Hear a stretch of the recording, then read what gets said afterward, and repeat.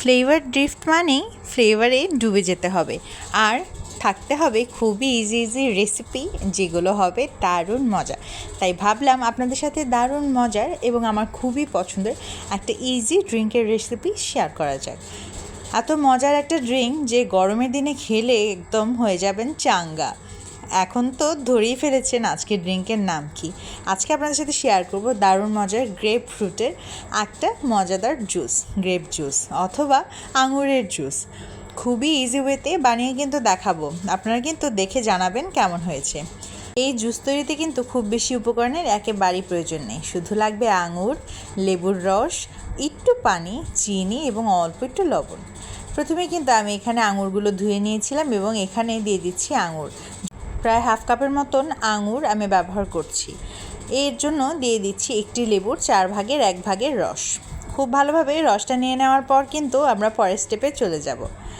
রসটাকে খুব সুন্দরভাবে নিংড়ে নিয়ে এই পর্যায়ে দিয়ে দিলাম 2 চা চামচের মতন চিনি এবং একদম অল্প একটু লবণ।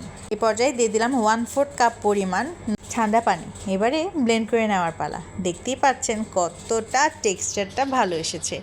এবারে কিন্তু ডেকোরেশনের পালা। একটা ছোট গ্লাসে সুন্দর একটা বরফ দিয়ে এর মধ্যে আমি ঢেলে নিচ্ছি আমার জুসটাকে কিন্তু আমি একটা ছাঁকনি দিয়ে ভালোভাবে ছেঁকে নিয়েছিলাম এবং এরপরে যে জুসটা বের হয়েছে সেটাই আমি এখন ঢেলে দিলাম।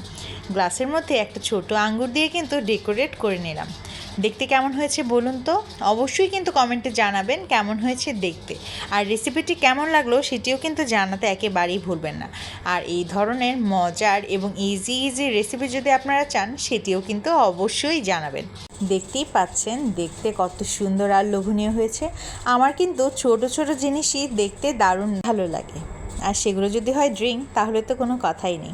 অনেক সময় কিন্তু দেখা যায় রেস্টুরেন্টে আমাদের এই ধরনের গ্লাসের মধ্যেই ওয়েলকাম ড্রিঙ্ক সার্ভ করা হয়, তাই ভাবলাম এই গ্লাসেই আজকে সার্ভ করে আপনাদেরকে দেখানো যাক।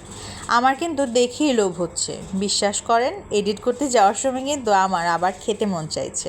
কালকে হয়তো আবার বানিয়ে খেয়ে ফেলতে পারি।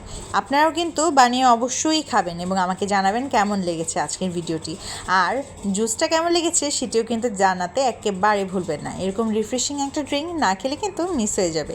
সবাই ভালো থাকবেন, সুস্থ থাকবেন। অনেক অনেক ধন্যবাদ আজকের ভিডিওটি দেখার জন্য।